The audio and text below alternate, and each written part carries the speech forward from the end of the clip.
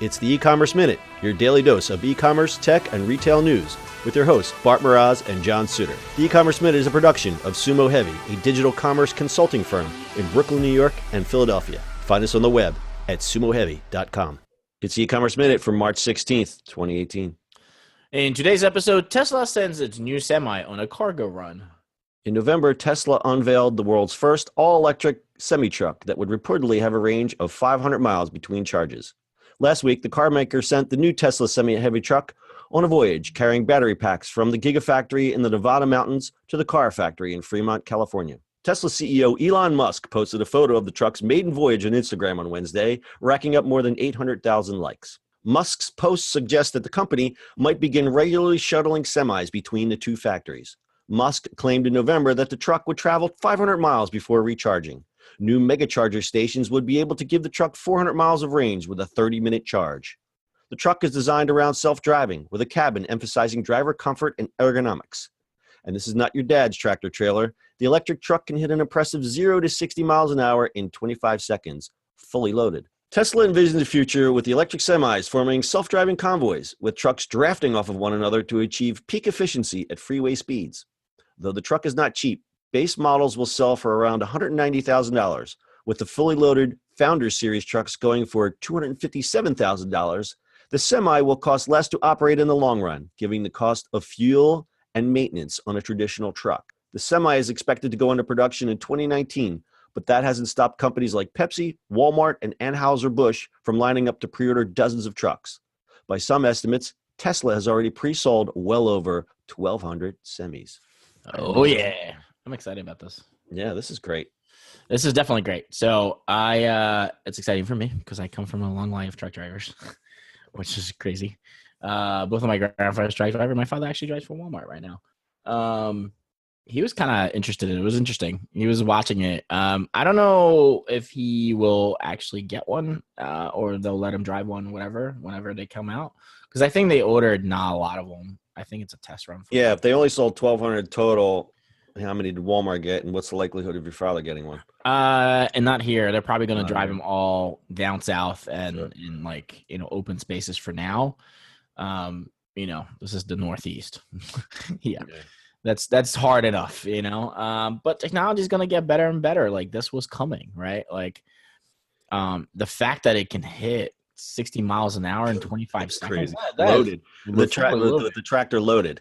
Yeah, that is amazing. But on the other side of it, if you look at what the cars are doing, I mean, there's no torque on it, right? It's just straight.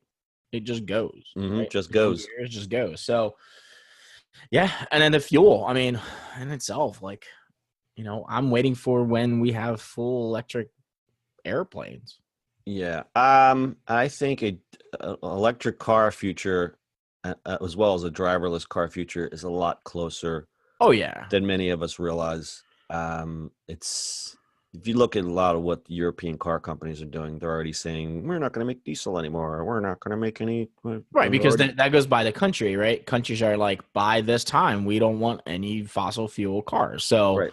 You have to go do it. So all these, it's both. It's both sides. That forces innovation, which is not a bad thing. But yeah, they're already setting deadlines like 2025 for some of these companies. That's not far away. That's that's like all these people are pushing it. They're pushing that innovation. They're trying to do all these things, testing, and I mean, what is it? California right now, I think, is starting to allow driverless cars or tests and stuff like that. So it's gonna happen. Like it's all coming, which is great. Like it's fun to see. I think this is funny because it's totally popped in my head, but I think, you and I went through the internet stages, right, in the beginning of it, and we've seen it all. I think we might be lucky enough in our lifetime to see this. Yeah, I had the exact same thought where it's this is something that I follow closely, just kind of as a nerd and a gearhead, and sort of like I couldn't fix a car, but I love cars and I love transportation. I'm just like it's kind of a weird thing I'm into, and following the news stories, it's like this driverless cars, even 3 years ago, were like these monstrosities. And now it's just like, now that's like legislation. Oh, we want driverless cars on the streets. It's like 3 years ago, you'd be like, not those killing machines. And now it's going to be, it's moving a lot faster than any of the common folk realize. And I think a lot of people are going to be caught by surprise by it. Yeah, but like I said, I think we're going to be lucky enough in the lifetime to see another one of these innovations be the big innovation, right? Because internet changed everything. Yep. And then we get to see. I think this is going to change a lot of different things, and we're seeing it progress. Where internet kind of just like did it, you know. And I think having a guy like Iron Man, Elon Musk, that only helps it because he's kind of like the crazy, the crazy guy that has, he sends rockets and he's electric cars, but it makes it a lot sexier and it makes it more.